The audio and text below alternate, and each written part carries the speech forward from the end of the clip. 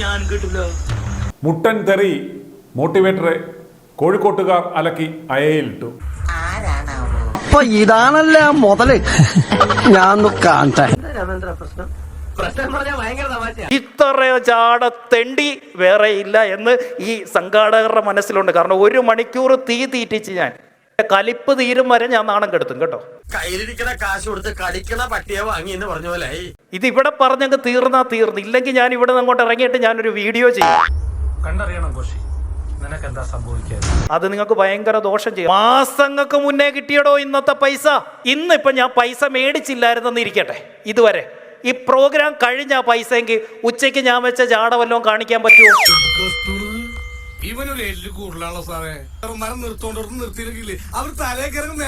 എന്താ ഉച്ചയ്ക്ക് ഞാൻ ജാട കാണിച്ചേ?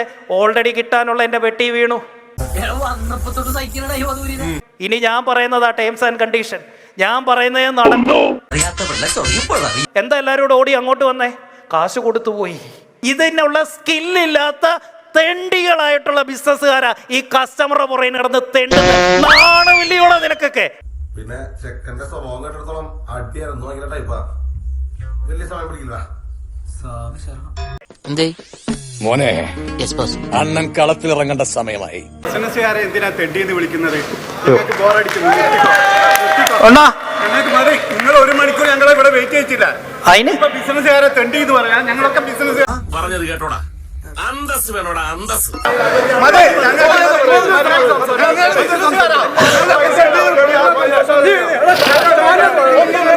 നന്നായി ബാറ്റ് ചെയ്തുകൊണ്ടിരിക്കുമ്പോൾ റൺഔട്ട് ആവുന്നത് എന്ത് ഘട്ടമാണ്? എടോ തന്നെ വിളിച്ചോ ഞാൻ. ഒന്ന് കൂടിയാലോ? ഇനി നമ്മൾ ഇവിടെ ഒന്ന് കൂവിട്ട് എന്താണ് കാര്യം? അതെ, കാര്യമുണ്ട്. അണ്ണാറക്കണ്ണനും തന്നാലായത് എന്നാണല്ലോ. നമുക്ക് കൂവി പ്രതിഷേധിക്കാം.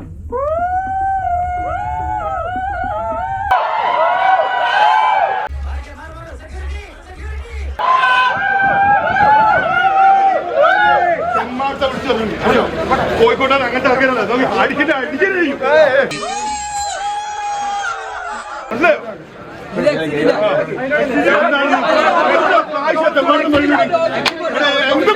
ഒരു ലക്ഷത്തിന്